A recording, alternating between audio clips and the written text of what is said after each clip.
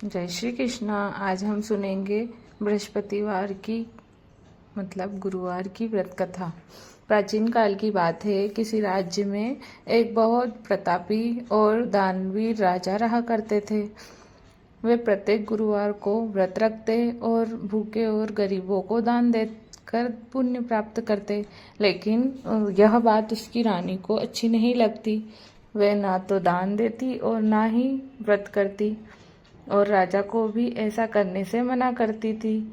एक बार राजा शिकार खेलने के लिए वन में चले गए। महल में रानी और दासियां थी। उस टाइम बृहस्पति देव साधु का रूप धारण करके राजा के दरवाजे पर भिक्षा मांगने आए। साधु ने जब रानी से भिक्षा मांगी तो रानी ने कहा, हे साधु महाराज, मैं इस दान पुण्य से तंग आ गई हूँ।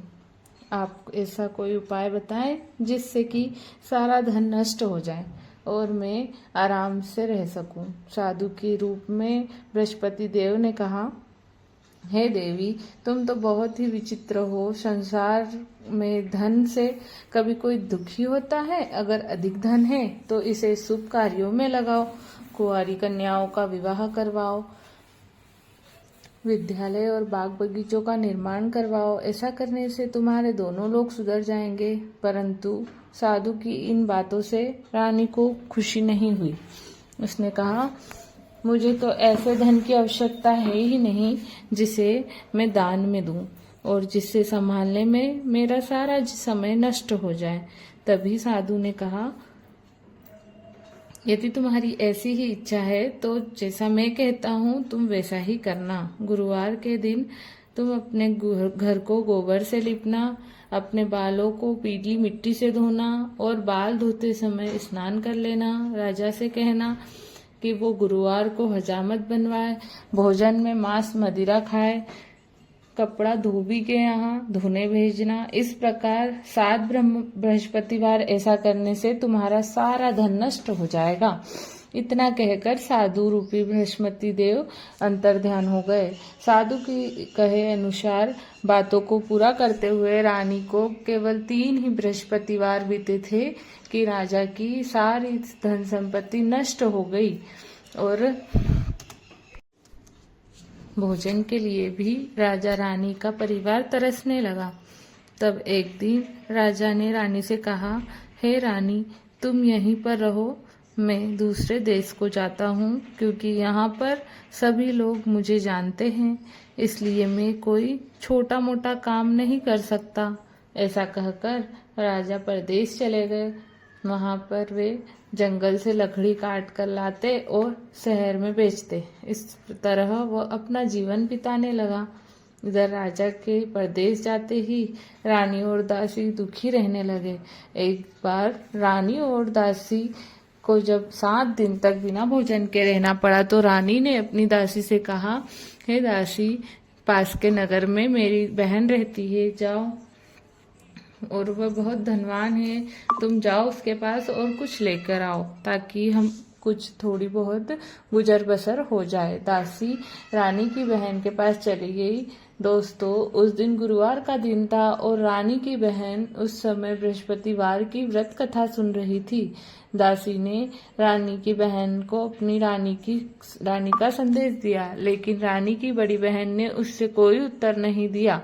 जब दासी को रानी की बहन से कोई उत्तर नहीं मिला तो वह बहुत दुखी हुई और बहुत क्रोध आया और दासी ने वापस आकर रानी को सारी बात बता दी। यह सुनकर रानी ने अपनी भाग्य को बहुत कोसा, लेकिन उधर रानी की बहन ने सोचा कि मेरी बहन की दासी आई थी परंतु मैंने उसे कुछ नहीं बोला और यह जानकर वह बहुत दुखी हुई होगी। रानी की बहन ने कथा सुनी और पूजन समाप्त करके वह अपनी बहन के घर आई और उससे कहा, बहन, मैं बृहस्पतिवार का व्रत कर रही थी। तुम्हारी दासी मेरे घर आई थी परंतु मैं जब तक कथा होती है तब तक न तो उठते हैं और न तो बोलते हैं, इसलिए मैं कुछ नहीं बोली। अब तुम बताओ, दासी यहाँ क्यों आई थी?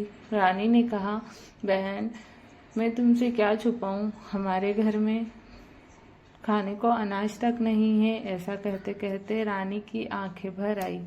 उसने दासी समेत पिछले 7 दिनों तक भूखे रहने की अपनी बात बताई। रानी की बहन ने यह सब जानकर कहा, देखो बहन, भगवान बृहस्पति देव सबकी मनोकामना पूर्ण करते हैं। देखो, शायद तुम्हारे घर में अनाज रखा हो। पहले तो रानी को विश्वास नहीं हुआ, पर बहन के आग्रह करने पर उसने अपनी दासी को अंदर भेजा।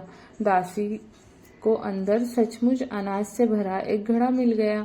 यह देखकर दासी को बड़ी हैरानी हुई।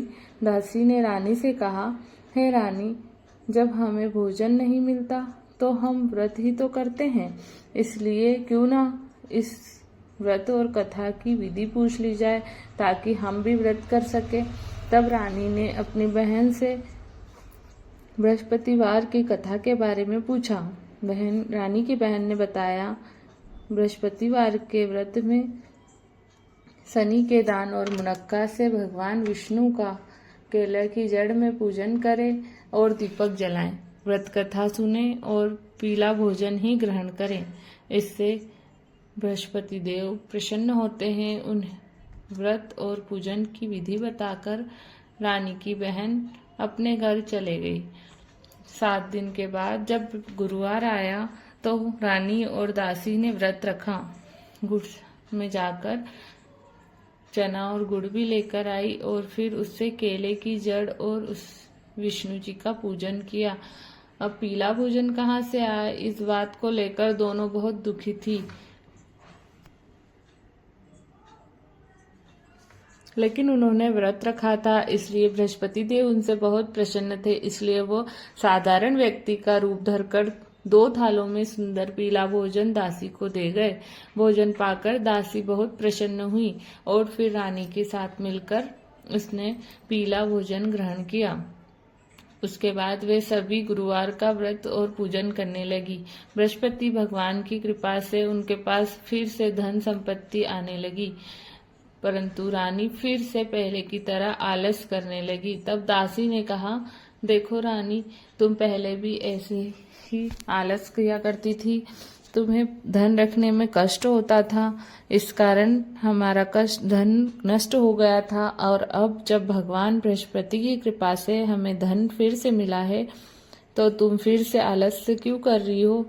रानी को समझाते हुए दासी ने कहा, बड़ी मुसीबतों के बाद हमने इस धन को पाया है, इसलिए हमें दान पुण्य करना चाहिए, भूखों मनुष्यों को भोजन कराना चाहिए और धन को शुभ कार्यों में खर्च करना चाहिए, जिससे कि तुम्हारे कुल का यश बढ़ेगा और स्वर्ग की प्राप्ति होगी और तुम्हारे पितृ भी प्रसन्न होंगे।